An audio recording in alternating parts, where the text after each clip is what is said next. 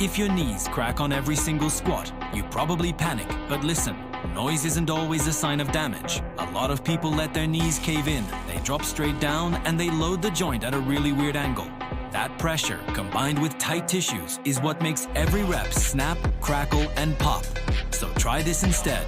Before you load up the bar, warm up with a few light reps.